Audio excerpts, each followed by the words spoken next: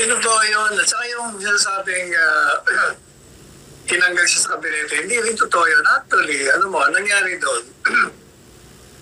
Itong si VP Lenny kasi, di ba, inimbitahan, ginawa kahit ang kalaban.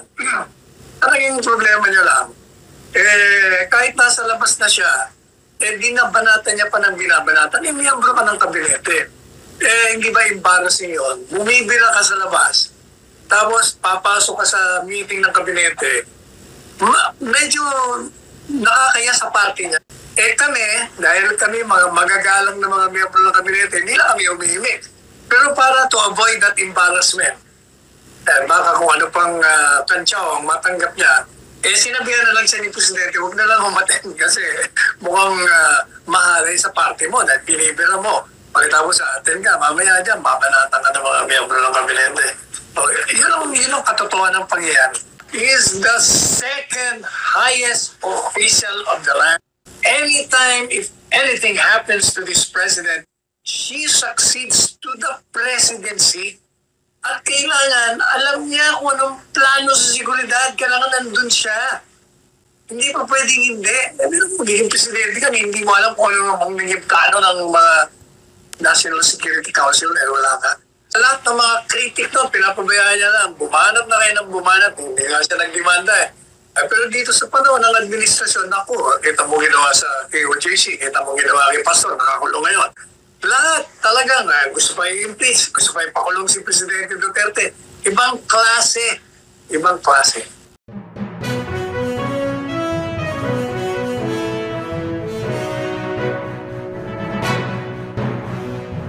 Nandito rin po ang grupo ng Sara All led by Christy Dizon. Ma'am Christy, palakpakan po natin. Okay. Siyempre, nandito rin po ang urduhan ng Palabang Bansang Maisog, Tita Chuchi Villar. Palakpakan po natin. Okay na, meron pa ba? Baka may nalimutan pa ako, ha? Sino po? IPSP. IPSP. O, palakpakan po natin, IPSP. Yung mga vloggers natin, hindi ko na isa-isahin, palakpakan niyo yung mga sarili nyo. Yeah. Of course, si Kapitana Uy, nandito rin po, palakpakan po natin. Yan, support, ano po talaga yan?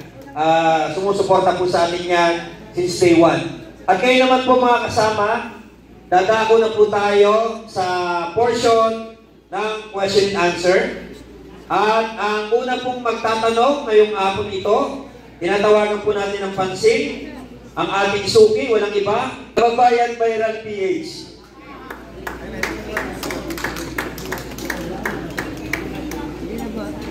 Magandang hapon po sa ating lahat and magandang hapon po kay Atty. Vic Rodriguez.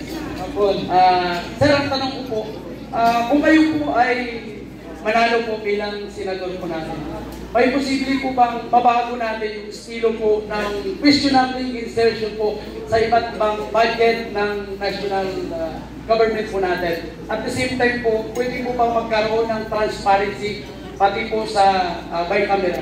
Thank you po. Thank you, kabayan, at magandang hapon po muli. Bilang tunay at maisog na oposisyon, tayo ang magiging tinig, mata, tenga ninyo sa Senado. Itong taunang budget, mula pa lamang sa NEP o yung rekomendasyon ng Executive Department, babantayan na natin, masusi na natin susuriin. Hanggang sa paglimbag nito, hanggang sa pagdibatihan ito, hanggang sa dumaan ito, sa tinatawag na vice-cam. Yung bicameral conference, vice-cam yun eh. Panay-scam ang nagaganap doon eh. Ibang-iba, yung itsura na budget na lumalabas pang dumaan sa vice-cam, patuloy na binubunod ang sambayan ng Pilipino. So babantayan natin, mula sa pagsumite ng NEP o yung National Expenditure Program, hanggang sa ito'y pag-usapan, magkaroon ng debate at magkaroon ng botohan sa Senado at pati dyan kung ano nagaganap sa mababang kapulungan, hanggang sa ito ay dumaan sa BICAM, hanggang sa kung ano, yung final form na umabot sa tanggapan ng Pangulo. Yun ang aking gagawin at yun ang aking i-report sa inyo, bahagi ng hihinging transparency ng hakbang ng Maisog. Yan ang wala ngayon, yung transparency. Dahil pati dyan sa Vice Camp, kailangan alam ninyo, kahit dyan sa Vice Camp, trilyong piso na pera nating mga Pilipino pinag-uusapan.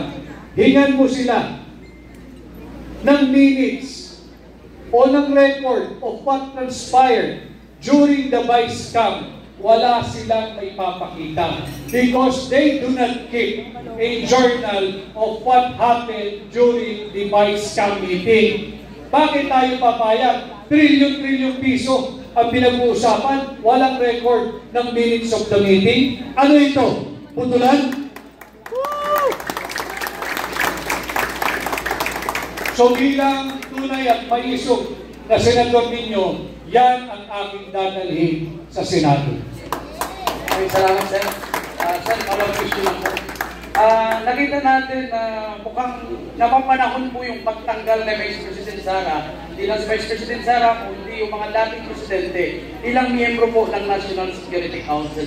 May nakikita po ba kayong posibleng hakbang ito para sa martial law?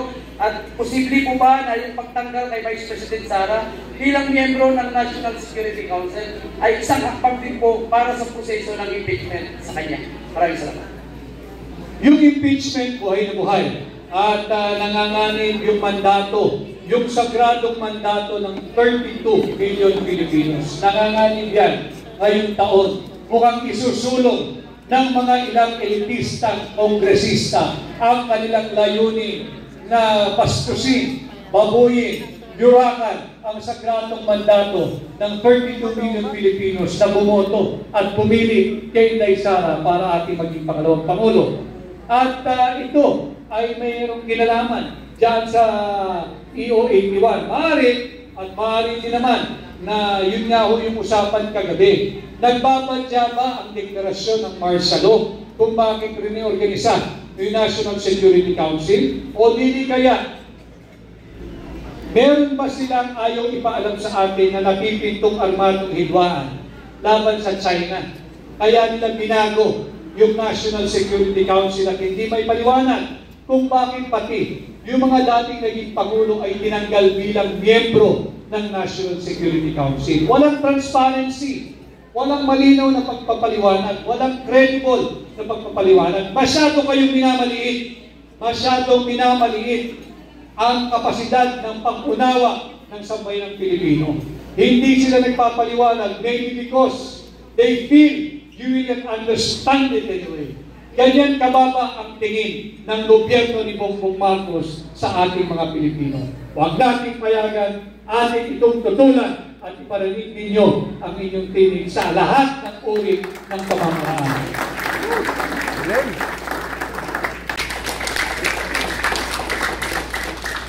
Nabanggit din po kanina, mahalaga na pag-usapan din natin. Mas magandang pag-usapan itong mga isyong panlipunan kaysa yung mga chismis na naririnig natin sa mga kapitbahay.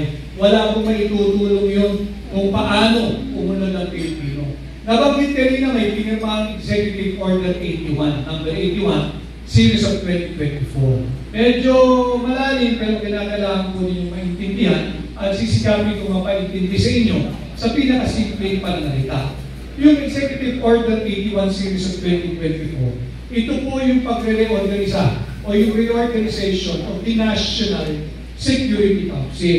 Ang highlight po nun, tinanggal yung Vice President bilang aktibong miyembro at bahagi ng National Security Council. Dahil ang Vice President ay may apelyidong Duterte.